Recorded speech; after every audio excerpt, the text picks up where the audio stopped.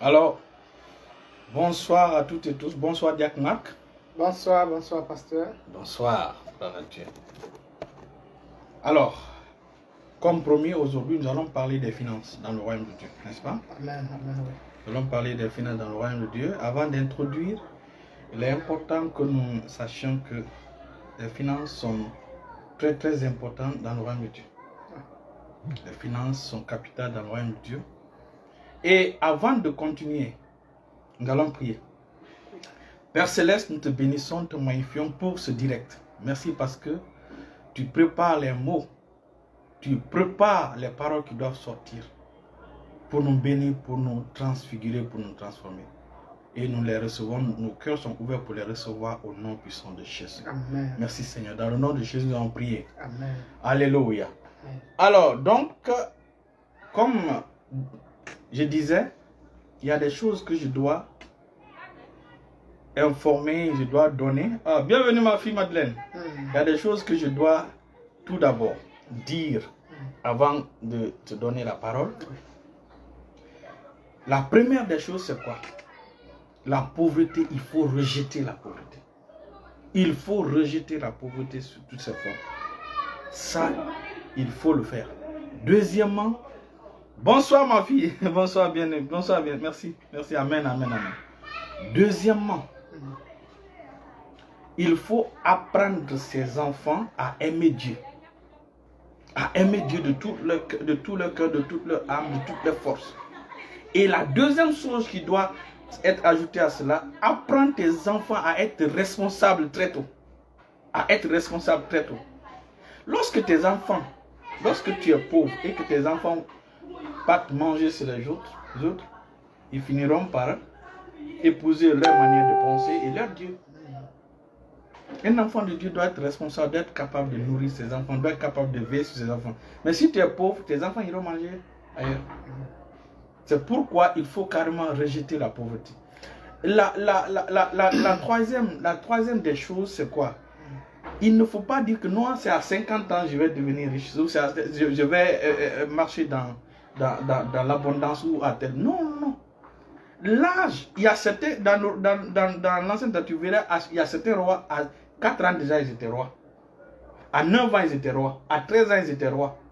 Jésus, à 33 ans, avant même 33 ans, Jésus avait construit sa propre maison. À Nazareth, il avait construit, en fait, c'est à Capernaum, il a construit sa propre maison. Donc, il ne faut pas attendre 50 ans ou 60 ans pour construire ta maison. Non. Donc, il est important de comprendre ces choses. Comment toi et ta maison, vous allez servir Dieu si vous êtes pauvre? Si vous êtes pauvre, vous ne pouvez pas servir Dieu de la manière dont de façon efficace. Parce que, pour être efficace, non seulement il faut être consacré à Dieu, mais il faut être financièrement fort. Si tu es financièrement pauvre, qui va t'écouter? Et même il y a certaines choses que Dieu ne peut pas te révéler. Parce que s'il te révèle, tu ne vas pas croire, ça c'est un. Et deuxièmement, même si tu crois, tu n'as pas les moyens pour pouvoir les réaliser. Prenons par exemple l'exemple de choses. La vision que Dieu a donnée à Pharaon.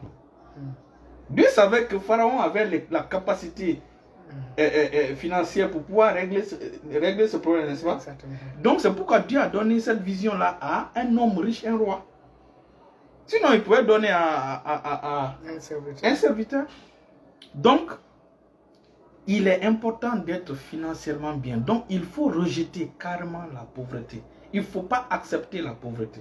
Et donc, nous allons profiter de cet instant pour remercier les frères Bernard et le frère Raphaël. Ils ont payé leur dîme, n'est-ce pas? Oui. Le samedi passé. Donc, vraiment, je suis... Tu as quelque chose à dire, n'est-ce pas? Non, c'est peut-être pour saluer le frère, il est déjà là encore. Ah, ok. Frère Manuel est déjà là, gloire à Dieu. Donc, le frère Raphaël et le frère Bernard ont payé leur dîme. Et ma femme même a béni la dîme et a prié pour eux.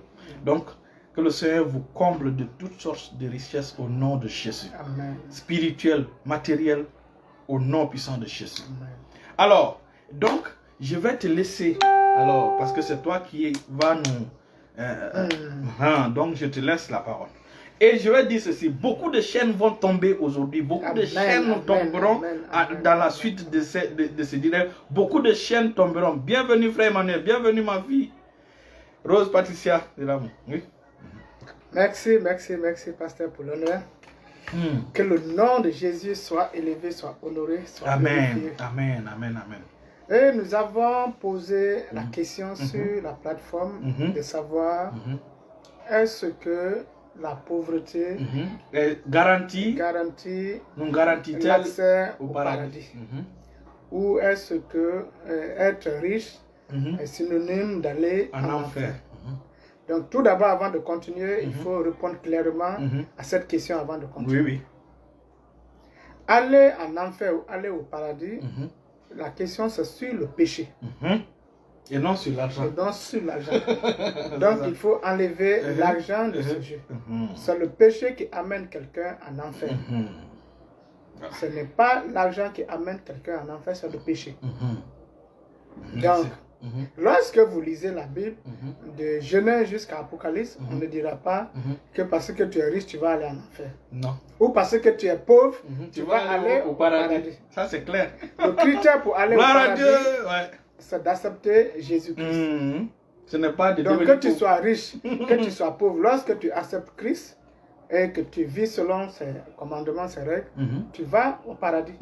Donc, c'est ça. C'est clair. Donc, et le riche et le pauvre, chacun d'eux peut se retrouver en enfer ou au paradis selon que la personne a accepté la grâce de Dieu ou la personne a refusé la grâce de Dieu qui est en Christ. Ça, c'est clair. Donc, je crois que cette base, il faut... Elle est là déjà. Alors, nous allons aller pour voir d'où vient la pauvreté. Amen. Lorsque Dieu a créé Adam et Ève, la Bible dit que Dieu les a bénis de multipliez-vous, soyez féconds, multipliez-vous, dominez, assujettissez. Et Adam et Ève avaient tout ce qu'il faut. Alors, d'où est venue la pauvreté? Voilà. C'est ce que nous allons lire dans le livre de Genèse 3, verset 17. Je lis au nom de Jésus. Genèse chapitre 3, verset 17. Il dit à l'homme, puisque tu as écouté la voix de ta femme et que tu as mangé de l'arbre au sujet duquel je t'avais donné cet ordre, tu n'en mangeras point. Le sol sera maudit à cause de toi. C'est à force de peine que tu en tireras ta nourriture tous les jours de ta vie. Et il te produira des épines et des ronces, et tu mangeras de l'herbe des champs. Alléluia. Amen.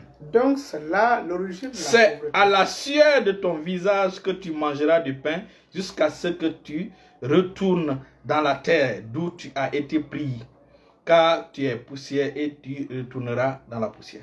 Amen. Amen. Donc lorsque Adam et Ève Bienvenue frère Séraphin. ont commis le péché en mangeant le fruit interdit, Dieu a prononcé cette malédiction sur eux.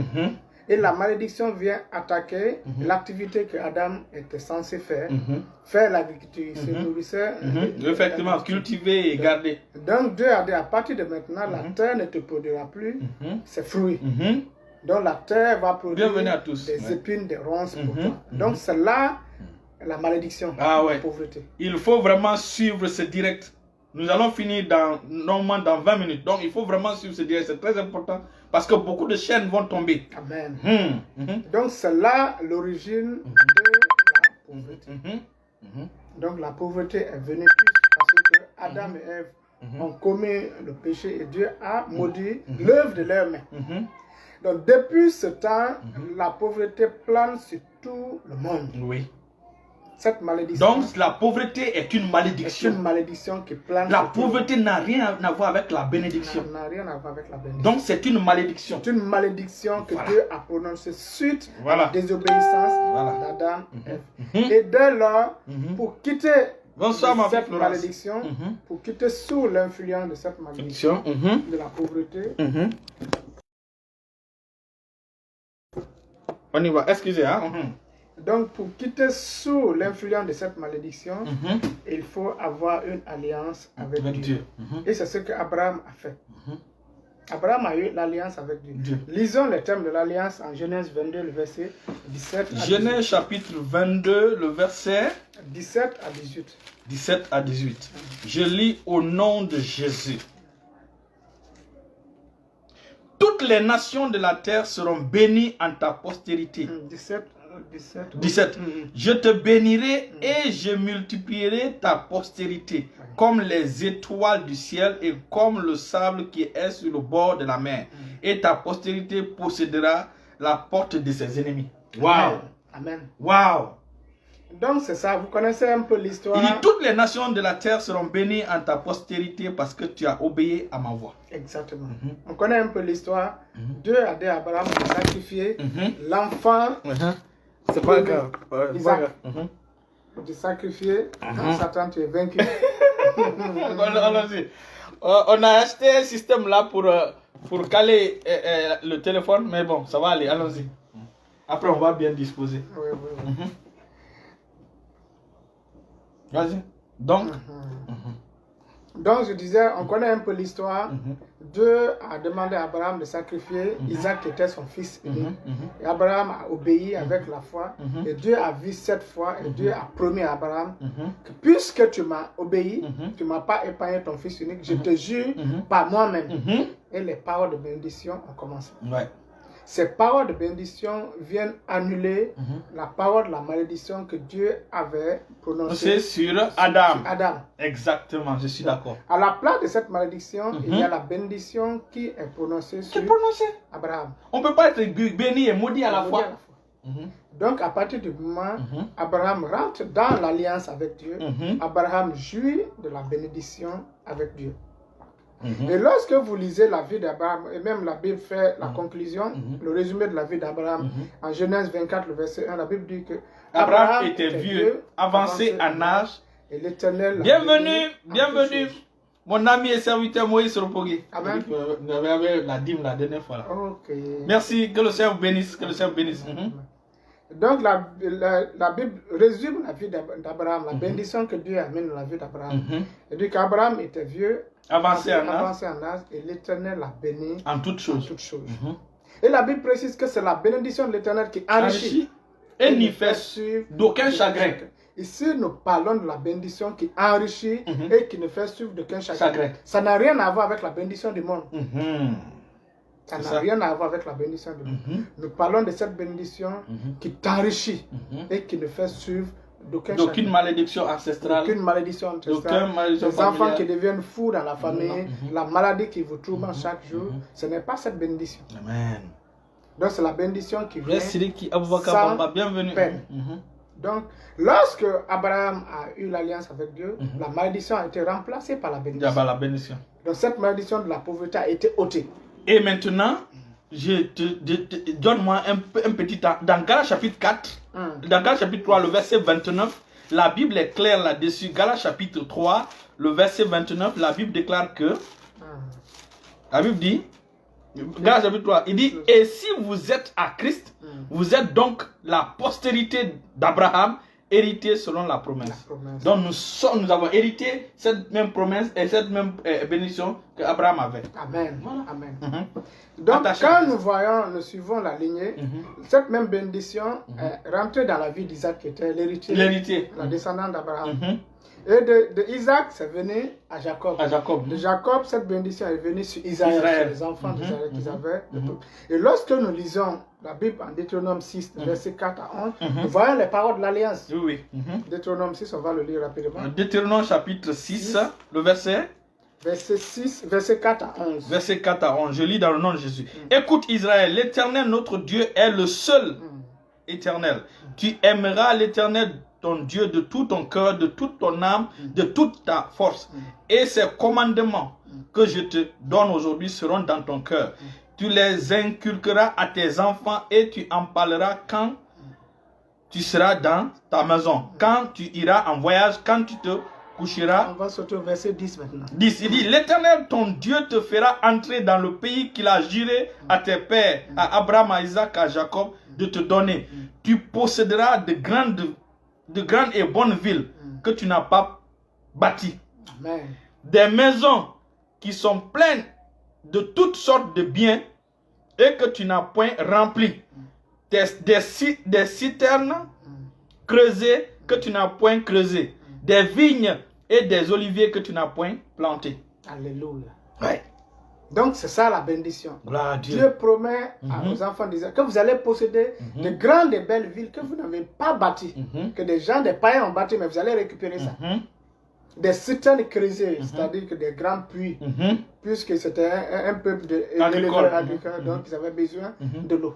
Donc des citernes creusées, des vignes, et puis même des maisons remplies de toutes sortes de biens, vous allez les posséder. Donc c'est ça l'héritage, c'est ça la bénédiction. Et cette bénédiction, voilà la richesse qui accompagne cette bénédiction. Il n'y a pas de malédiction là-bas. Ça c'est clair. Il n'y a pas de malédiction. C'est clair. Donc c'est comme ça la bénédiction a fonctionné dans l'Ancien Testament. Tous ceux qui étaient sous cette alliance avec Dieu étaient exempts de la malédiction qui a été prononcée sur Adam et Ève dans le jardin d'Éden. Et lorsque nous lisons dans le livre de Deutéronomie 8, verset 12 à 18, verset 12 à 18. Lorsque tu mangeras et te rassasieras, lorsque tu bâtiras et habiteras de belles maisons, lorsque tu verras multiplier ton gros et menu bétail, s'augmenter ton argent et ton or, s'accroître tout ce qui est à toi, prends garde que ton cœur ne s'enfle et que tu n'oublies l'Éternel ton Dieu qui t'a fait sortir du pays d'Égypte à la maison de servitude. Verset 17, il dit, garde-toi de dire dans ton cœur, ma force et la puissance de ma main m'ont acquis ces richesses. Souviens-toi de l'Éternel ton Dieu, car c'est lui qui te donnera de la force pour les acquérir afin de confirmer, comme il le fait aujourd'hui, son alliance qu'il a jurée à tes pères. Amen. Amen. Donc, avoir beaucoup d'argent et beaucoup de biens, c'est une preuve que nous avons l'alliance avec Dieu. Ça, c'est clair. C'est clair. Lorsqu'on est matériellement béni, cela c'est une preuve que nous avons une alliance avec Dieu. Avec notre Père, ça c'est clair. Le monde est corrompu. Les gens, quand on voit quelqu'un riche, on attribue cette richesse à Satan. Pourtant, c'est Dieu qui a cette capacité d'enrichir. C'est Dieu qui enrichit et qui enrichit véritablement. Véritablement, sans suivre d'aucun chagrin. Sans suivre d'aucun chagrin. Donc, avec Dieu, nous pouvons être suffisamment riches, suffisamment bénis. Et c'est ça la preuve. Que c'est Dieu qui nous donne la force d'acquérir les richesses. Ce n'est pas par nous-mêmes. Ce n'est pas par Satan. Ce n'est pas par nous-mêmes. Ce n'est pas par nous-mêmes. Donc, Dieu, dans l'alliance avec Dieu, nous devenons riches. Il faut que ça soit clair. Ouais. Et cette richesse, elle est bénie, c'est une bénédiction qui apporte cette richesse. Donc lorsque tu as cette richesse, tu as l'accès au paradis. Il n'y a aucun problème. Amen. Amen. Maintenant, dans la nouvelle alliance, ça c'était dans l'ancienne alliance. Dans la nouvelle alliance maintenant. Christ, comme vous l'avez dit, Christ a ôté cette malédiction. Puisque l'alliance que nous sommes en train de parler avec le peuple juif, nous ne sommes pas des juifs. Non. Nous ne sommes pas des juifs. Nous sommes des païens. Nous étions des païens. C'est par l'alliance du sang de Jésus que nous sommes rentrés. Amen. Merci ma fille. C'est par l'alliance du sang de Jésus. C'est par le sang de Jésus que nous sommes rentrés en alliance avec Dieu.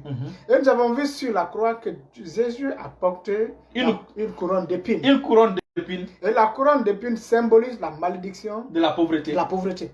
Donc, oui, c'est ça. La couronne d'épines symbolise la malédiction de la pauvreté. Donc, en venant en tant que païen, en venant à Christ, nous aussi, Dieu enlève cette malédiction de la pauvreté. Parce qu'ils ont mis la couronne d'épines. D'épines sur Christ. Les ronces, la terre qui va produire des ronces et des épines là.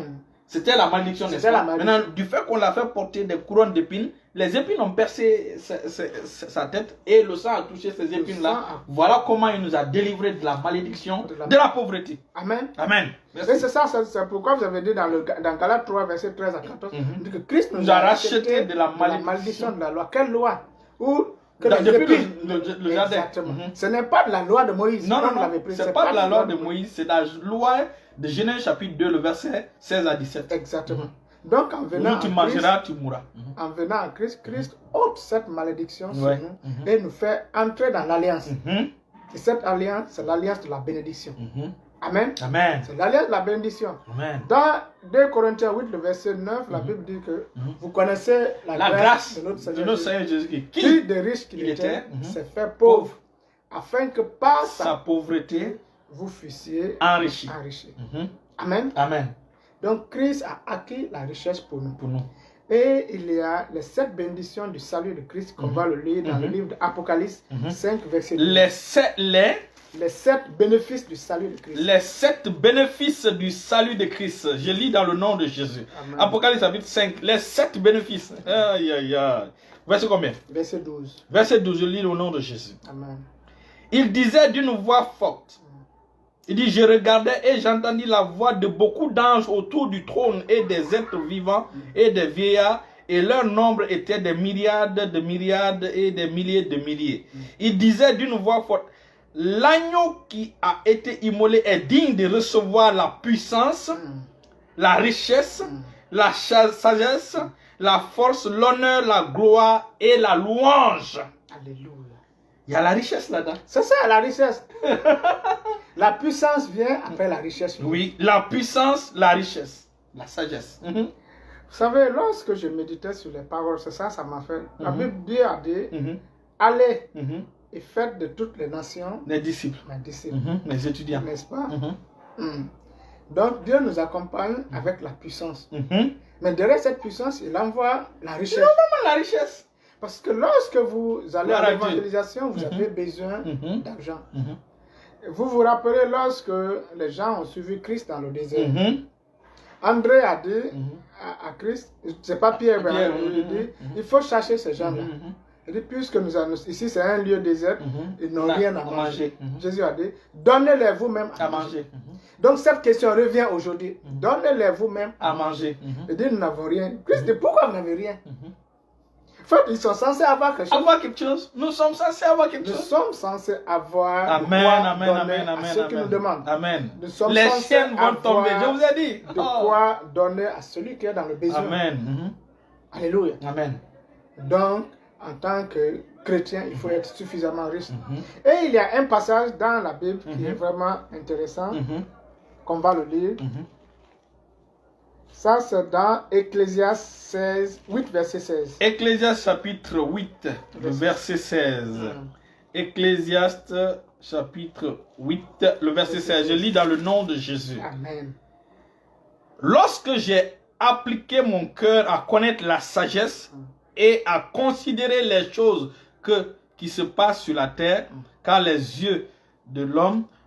Ecclésiaste 9. Alors, 9, hein?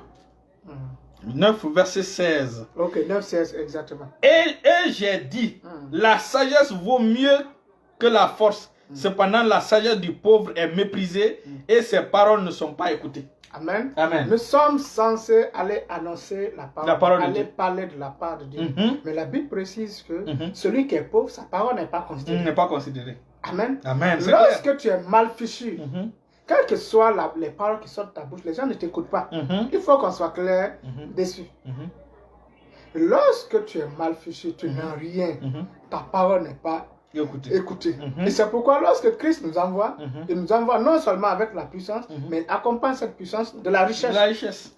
Pour que notre parole soit lourde. Lorsque tu parles, ta parole a vraiment de la valeur. Amen. Amen. La richesse nous donne de la valeur. Et c'est vrai. La richesse nous donne de la valeur. Mais bien sûr. La Bible dit que les cadeaux d'un homme lui élargissent les voies. Oui. N'est-ce pas? Et lui donne accès au roi auprès des grands. Donc lorsque tu as de l'argent, imaginez que vous allez en Guinée pendant la saison pluvieuse. Nous savons comment la misère plane. Pendant la saison pluvieuse, vous allez dans un village pour une campagne d'évangélisation. Vous commencez par distribuer des sacs de riz à tout le village. Accompagné de vivres. Lorsque vous ouvrez la bouche pour parler, il va écouter. Tout le monde viendra vous écouter. Ah oui, ça c'est clair. C'est ça. C'est clair. Tout le monde viendra. Et c'est comme ça que les Américains faisaient au départ. Quand ils sont venus, dès qu'on sonne la cloche, c'était l'heure de manger. Et pendant que les gens mangeaient, profitaient et enseignaient. Ça c'était dans les... il y a 100 ans, il y a plus de 100 ans. Donc la richesse est très importante pour l'œuvre de Dieu. La richesse est très importante pour l'œuvre de Dieu. Beaucoup font croire que la pauvreté est synonyme de sainteté, d'humilité. d'humilité. Mais je vais vous choquer parce qu'il y a un passage dans le livre de Proverbes 22, le verset 4. Proverbes chapitre 22. Le verset 4. Proverbes chapitre 22, le verset 4. Je lis dans le nom de Jésus. Amen. Proverbes 22, le verset 4. Le fruit de l'humilité, de la crainte de l'Éternel, c'est la richesse, la gloire et la vie. La Bible dit que le fruit de l'humilité, c'est la richesse. Mais pas que le fruit de la pauvreté. L'humilité n'est pas le fruit de la pauvreté. Non, non, non, c'est clair.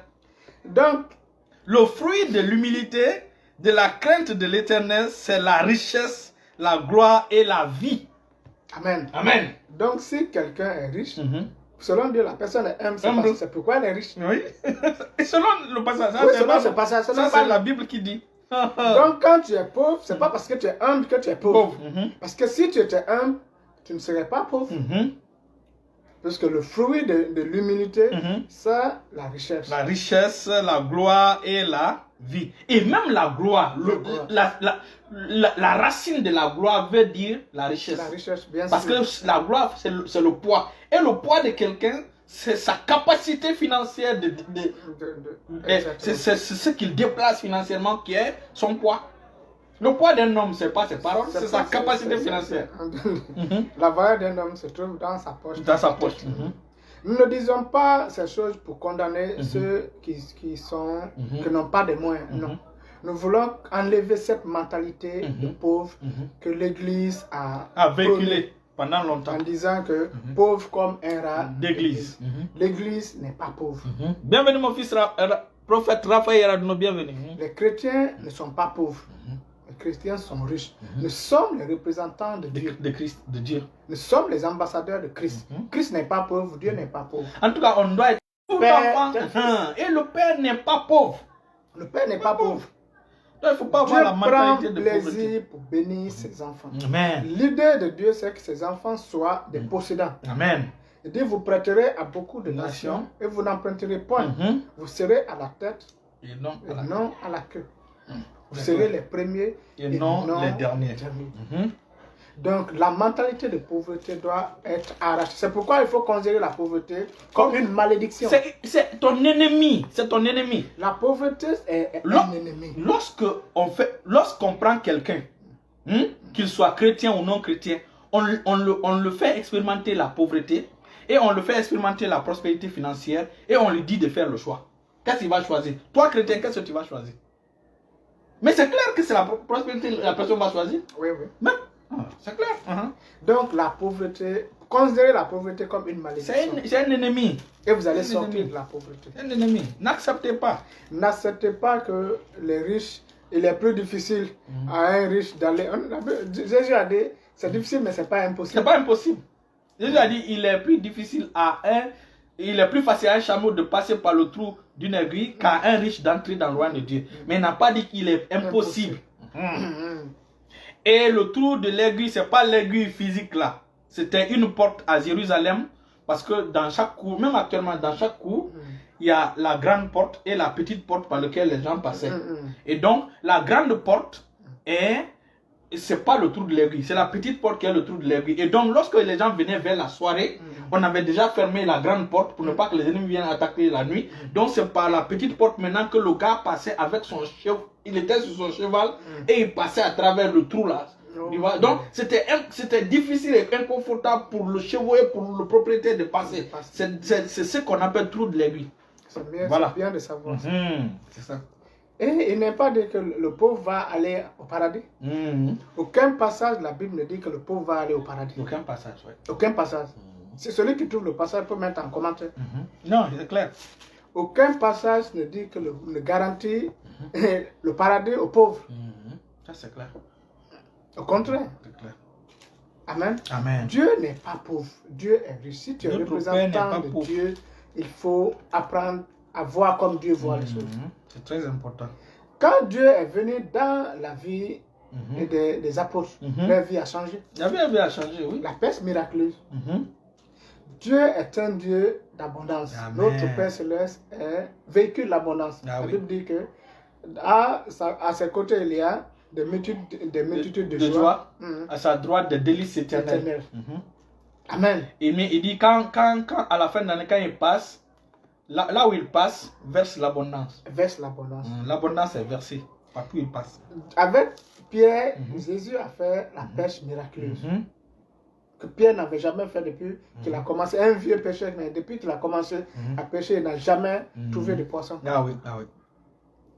Pendant le mariage, le vin, la vigne que Jésus a produit n'a jamais été produit comme ça. N'est-ce pas? Oui, oui. Pour le pain, la multiplication du pain, avec 2 pains. Donc, ça pour... Jésus dit que tout ce que je fais, je vois le Père faire. Donc, Dieu est un Dieu d'abondance. Jésus est un Dieu d'abondance. Donc, si nous sommes les disciples de Christ, si nous sommes les représentants de Christ, il faut enlever cette mentalité de pauvreté. Oui, et s'il te plaît, je vais lire ce passage-là, c'est très important. Oui. Toujours, Proverbes chapitre 22, le verset 2 et le verset 6. Excuse-moi. Oui, oui, oui. Le verset 2 dit quoi? Le riche et le pauvre se rencontrent. C'est l'Éternel qui les a fait l'un et l'autre. C'est-à-dire c'est l'Éternel qui les a créés. C'est l'Éternel qui a créé le pauvre, c'est l'Éternel qui a créé le riche.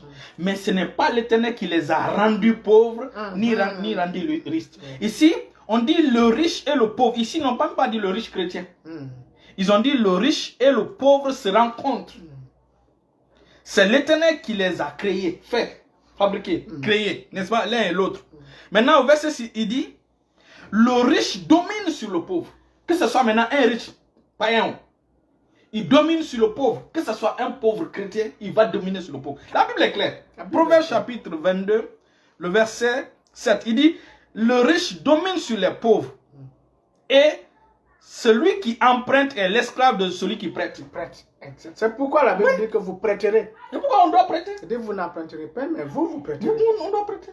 Parce que la main qui donne, cette main est toujours au-dessus. Et donc, il est important de comprendre que les riches dominent. Donc, on doit accepter, parce que Christ nous a déjà délivrés de la pauvreté. Tant qu'on n'accepte pas que Christ nous a délivrés de la pauvreté, sa richesse ne peut pas venir pleinement dans notre vie. Parce que 2 personnes ne peuvent pas marcher ensemble sans être en accord. N'est-ce pas? Donc il faut que nous soyons en accord avec Dieu pour que vraiment son flot financier puisse se verser dans notre vie. Et il faut que ça soit clair. Nous, notre but, ce n'est pas de chercher l'argent. Non. Nous, notre but, ce n'est pas de chercher à devenir riche. Non. Nous sommes déjà riches. Alléluia. Nous sommes déjà riches. Il faut que ça soit clair. Notre but n'est pas de chercher à être riche. Notre but n'est pas de chercher à être prospère. Nous sommes déjà prospères. Nous sommes déjà bénis. Nous sommes déjà riches. Donc, il faut qu'on comprenne seulement les principes de Dieu pour que ces richesses-là puissent s'ouvrir. Exactement. Voilà. Donc, il est important de comprendre cela. Et la vérité, je vais lire rapidement Ecclésiaste chapitre 9. Ecclésiaste chapitre 9. Parce que tu en avais parlé, c'est une histoire. En réalité, c'est une histoire que la Bible raconte là-bas. Ecclésiaste chapitre 9, à partir du verset 13. Il dit, j'ai aussi vu sous le soleil ce trait d'une sagesse qui m'a paru grande. Il y avait une petite ville avec peu d'hommes dans son sein. Un roi puissant marchant sur elle. L'investit et l'éleva contre elle de grands forts. Il s'y trouvait un homme pauvre et sage qui sauva la ville par sa sagesse. Et personne ne s'est souvenu de cet homme pauvre. Personne ne s'est souvenu de cet homme pauvre. Vous imaginez? Alors que c'est lui par sa sagesse qui a sauvé la ville. Mais personne ne s'est souvenu de lui. Ça veut dire que si tu es pauvre, ta mémoire va disparaître. Ça va disparaître. Et puis, je te pose cette question-là. Est-ce que Dieu a accepté que Jésus soit le fils de Lazare? Non. Il a toujours associé Jésus à David et Abraham. À David et Abraham. On ne voit nulle part où on dit Jésus, fils de Lazare. Jamais. Dieu, c'est clair et net. Et entre nous, quand Jésus était sur la croix, aucun âge ne pouvait le faire descendre pour aller l'enterrer. N'est-ce pas? Bien sûr. Il a fallu un riche et influent, puissant, qui s'appelle Joseph d'Arimathée, n'est-ce pas? Bien sûr. C'est ce riche et influent qui est parti. Si un pauvre partait, on allait les chercher. On allait les chercher. Mais il a fallu un riche. C'est pourquoi la Bible dit que les cadeaux d'un homme lui ouvrent les voies. Le Sûrement, le monsieur faisait des cadeaux. Vous voyez? C'est pourquoi il a eu accès auprès des Exactement. personnes. Et ce dernier-là faisait partie du Sanhédrin. Oui, oui. Et en réalité, c'est Dieu qui a ouvert son esprit pour qu'il puisse... Parce que la Bible dit que Dieu nous bénira tout ce que nous entreprendrons. Mais aujourd'hui, les enfants de Dieu sont là, croisés les mains. Ils n'entreprennent rien. Ils n'investissent pas. Ils pensent que la bénédiction va venir tomber comme ça. Nous sommes déjà prospères, nous sommes déjà riches, nous sommes déjà bénis. Mais pour que cela soit en manifestation, il faut que nous investissions. Exactement. Il faut que nous utilisions la sagesse que Dieu nous a donnée pour investir, pour faire des affaires saintes. Parce que pour investir, pour acheter des choses, pour les revendre. Vous comprenez? Pour faire des affaires. C'est ça. Aujourd'hui, quand on dit dans le domaine de la couture, les gens disent non, on laisse les gens du monde. Dans le domaine du bâtiment, on peut se lancer dans le domaine du bâtiment. Les enfants de Dieu peuvent se lancer dans le domaine de l'infrastructure. Ils peuvent avoir des sociétés, des entreprises pour faire les routes pour l'État. Hein? Ils peuvent faire l'agriculture. Ils peuvent faire toutes sortes de projets. Aujourd'hui, l'Afrique est là. Nous sommes là. Nous voulons attendre de l'extérieur. Nous voulons... Et c'est cette mentalité qui fait que l'Afrique est pauvre aujourd'hui. Exactement. Comment à 50 ans tu continues à manger la nourriture de ton papa et ta maman? C'est pas normal. Bon, je te laisse partir. Ok, c'est ça même. L'étude, j'avais partagé l'étude en 2 parties. Vous avez déjà même l'esprit a avancé. Amen. Donc, sinon, la deuxième partie, c'est comment Dieu fait entrer ses enfants dans la richesse. Amen. Alors, on va écouter. La deuxième partie. Comme j'avais dit, la malédiction a touché le travail de l'homme. N'est-ce pas? Oui. Donc, c'est quand l'homme travaillait que son travail ne lui produisait plus rien. Et lorsque la bénédiction vient, ôte cette malédiction. Et donc, en tant qu'homme, la première chose, c'est de trouver un travail. Amen. Puisque Dieu bénit le travail de nos mains. Donc, tu dois trouver un travail. Soit tu travailles pour toi-même, en étant entrepreneur, ou tu travailles pour quelqu'un en étant employé. La Bible dit que le précieux trésor de l'homme, c'est l'activité. C'est l'activité. Amen. Amen. En Proverbe 12, verset 17, que le précieux trésor de l'homme, c'est son travail. C'est son travail. Le précieux trésor de l'homme, puisque c'est le travail que l'Éternel bénit. Exactement. C'est pas ta tête que l'Éternel bénit, c'est pas tes yeux que l'Éternel bénit. C'est l'œuvre de tes mains que Dieu bénit. C'est lorsque tu travailles que Dieu bénit. Donc, pour bénéficier de la richesse de Dieu, il faut trouver un travail. Travailler d'abord. Amen, c'est le départ. Et lorsque tu travailles, tu commences à travailler, au retour, tu vas avoir des revenus. Puisque la Bible dit que tout travail procure de l'abondance. Ça, c'est en Proverbe 14, verset 23. Tout travail.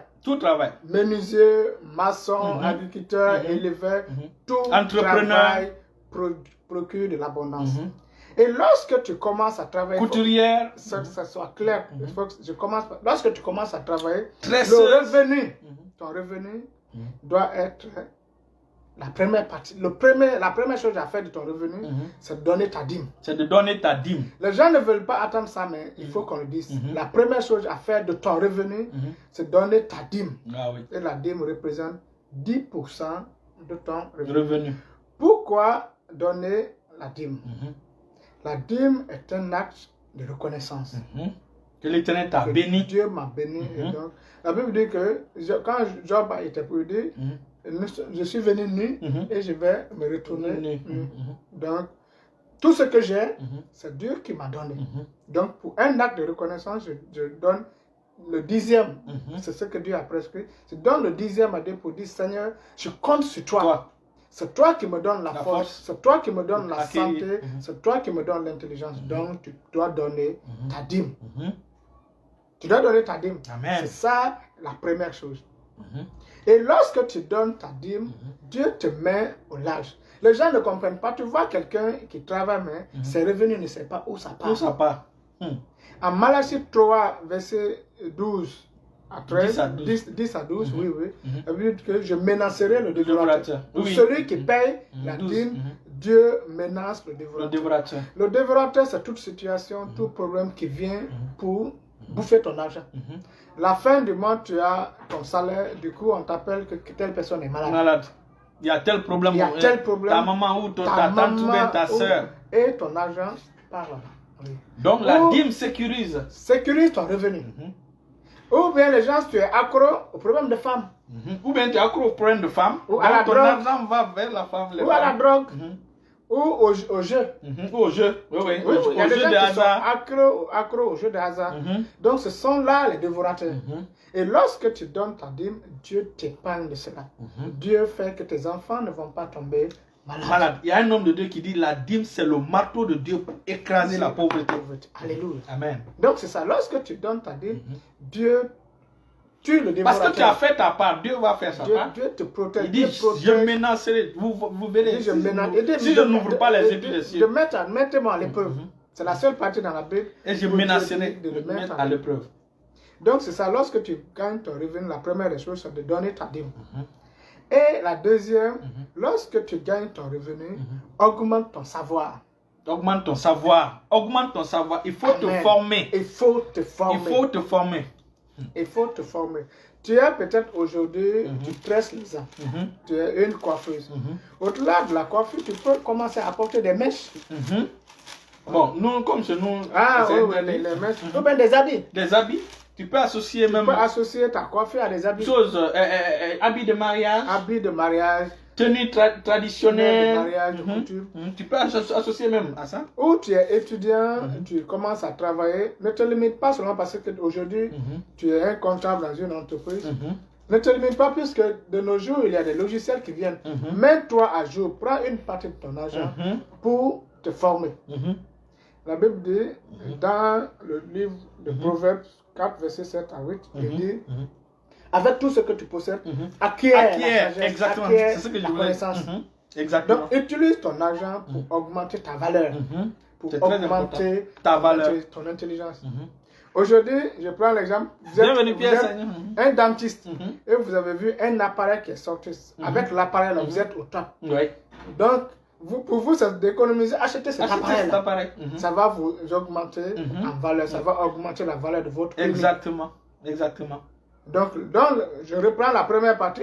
Il faut donner ta dîme. Et la formation que j'avais en Guinée et maintenant, ça a beaucoup changé. Ça a beaucoup changé. Amen. Amen. Et ça te donne en confiance. Les implants, j'ai commencé à assister à la mise des implants. Amen. Donc, je fais un peu de récapitulation. On commence par la dîme. Après la dîme, utilise une partie de ton argent pour te former. Pour te former. Pour te former. Ton argent et ton temps. Utilise ton argent et ton temps pour te former. Donc, ça veut dire que même si tu sors ingénieur, par exemple, tu n'es pas obligé de te limiter à ingénieur. De l'ingénierie, tu peux associer quelque chose d'autre. Moi, par exemple, je ne vais pas donner mes idées. Je ne vais pas donner mes idées ici. Parce que ma femme et moi, on a ce projet-là. Amen. Je suis dentiste, mais il y a d'autres choses que j'ai faites. Ça n'a rien à voir avec ça. Et c'est pourquoi je viens même sur la troisième partie. C'est investir dans d'autres projets. Investir dans d'autres projets. En économie, nous, on dit, la règle, on ne met pas tous ses œufs dans un même panier. Oui. N'est-ce pas? Parce que si tu mets tous tes œufs dans un même panier, quand le panier tombe, tout est perdu. Tout est perdu. C'est pourquoi lorsque tu as une activité,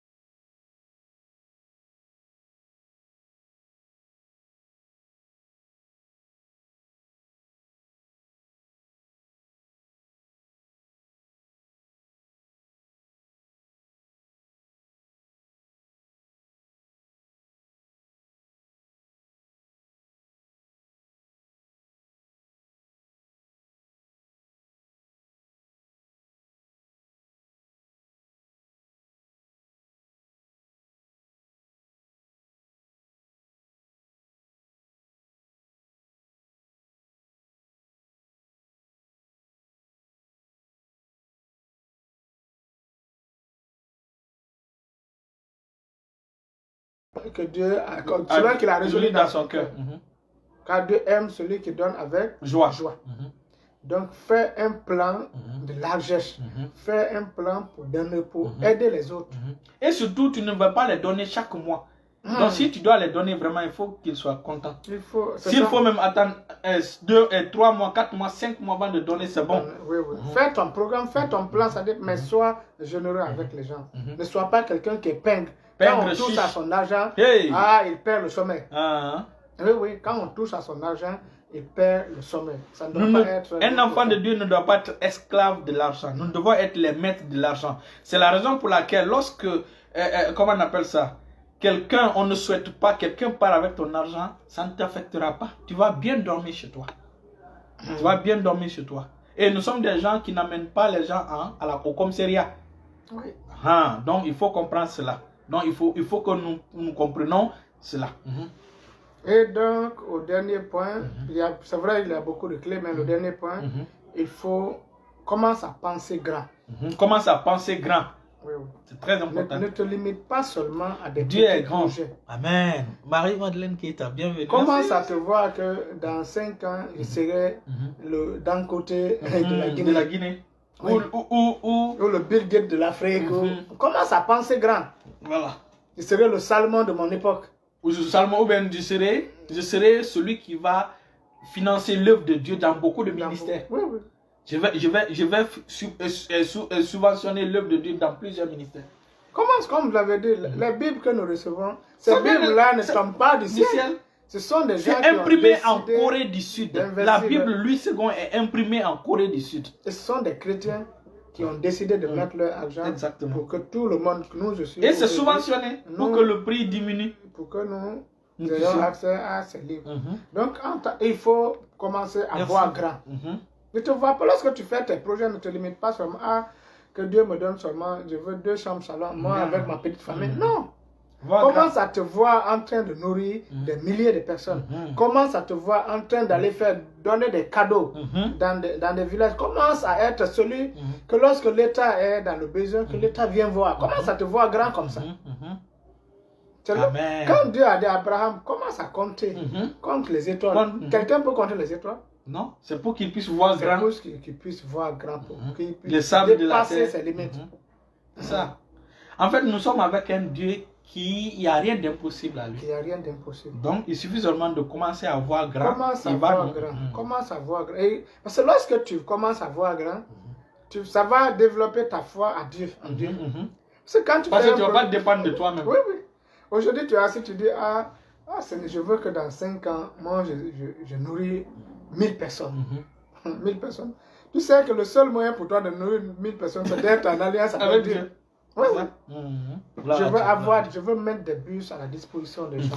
Je veux être celui qui nourrit les gens. Je veux que mon église ait. Oui, oui. Je veux bâtir l'église dans chaque village de mon pays. Je veux construire une église dans l'école chaque pour l'église. Donc, aide des entreprises comme ça.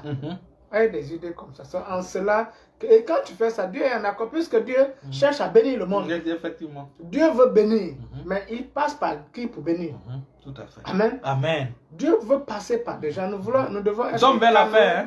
Des canaux de distribution de Dieu. Dieu dit je te bénis pour être une source de bénédiction.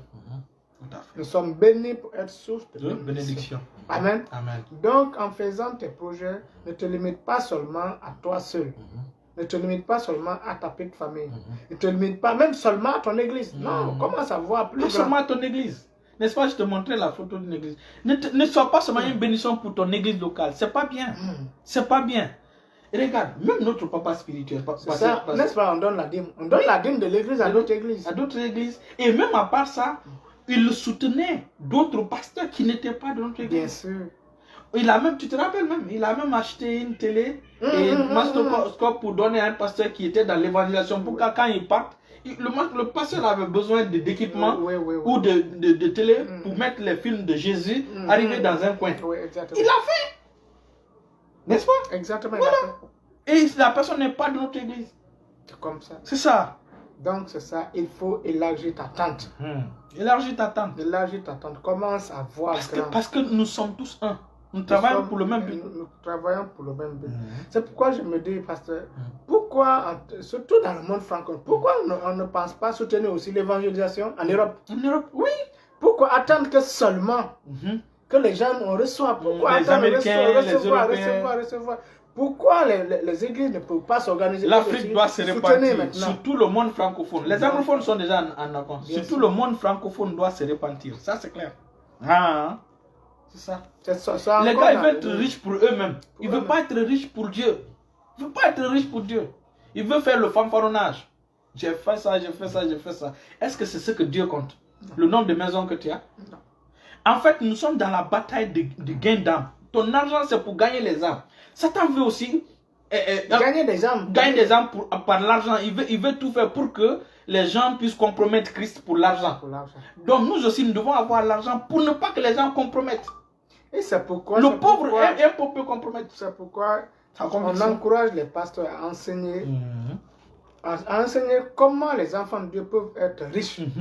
Bien sûr, parce que si l'Église fuit cette responsabilité, les gens vont se tourner vers le monde, Satan, vers le monde pour apprendre comment gagner de l'argent. Et on connaît avec le monde comment gagner de l'argent. Dieu était ami d'Abraham, il était ami des riches, il était ami des grands. Jésus allait manger chez les riches. Oui, Jésus, quel pauvre Jésus est rentré chez les pauvres. Donc, on pense qu'on va faire le jeudi, on va faire un récapitulatif de 15 minutes. Et puis on fait la chose aussi 15 minutes. Parce qu'on a déjà. Donc, dis le dernier mot. Voilà. Donc, le dernier mot, c'est dire que la pauvreté est une malédiction. C'est une malédiction et c'est clair et net. Et que Dieu aime le pauvre, mais Dieu n'aime pas la pauvreté. C'est comme Dieu aime le péché, mais Dieu n'aime pas le péché. Dieu a pitié du pauvre. Dieu ne veut pas que le pauvre reste pauvre. Dieu veut que le pauvre devienne riche. Amen. Pour lui. Dieu veut que le pauvre devienne riche pour lui. Dieu veut que le pauvre devienne riche pour. Donc c'est ça. Donc quand tu es pauvre, sache que ce n'est pas la volonté de Dieu pour toi d'être pauvre. Sache que ce n'est pas cette condition qui va t'amener au paradis. Non. Amen. Donc essaye de sortir de cette pauvreté pour aider les autres, pour être une source de bénédiction. En entreprenant. En faisant de l'entrepreneuriat. En travaillant, en cherchant le travail. Ne dis pas non, attends l'État. N'attends pas l'État. Écoute, toi-même tu peux trouver, on va revenir. Donc, restez bénis, restez bénis, restez bénis au nom puissant de Jésus. Mantoko braliga barabo zokralego sobraliga. Ce mois est un mois de bénédiction pour vous au nom de Jésus. Amen. Un mois de joie, un mois d'allégresse au nom de Jésus. Amen. Satan ne frappera plus tes engins au nom puissant de Jésus. Amen. Amen. Il est formellement interdit à l'ennemi de frapper ton engin au nom de Jésus. Amen. Tes engins vont bien se porter au nom de Jésus. Engins pick-up, camions vont bien se porter au nom de Jésus. Amen. Je couvre tes engins par le sang précieux de Jésus. Amen. Au nom puissant de Jésus. Amen. La maladie est neutralisée dans ton corps au nom de Jésus. Le diabète n'est plus pour toi au nom puissant de Jésus. Amen. Ce mois, tu riras. Le Seigneur te donnera des occasions de rire au nom de Jésus. Amen. Ce mois, tu vivras l'allégresse, la joie au nom puissant de Jésus. Amen. Restez bénis au nom de Jésus. Amen. Vous êtes bénis au nom de Jésus. Amen. Amen.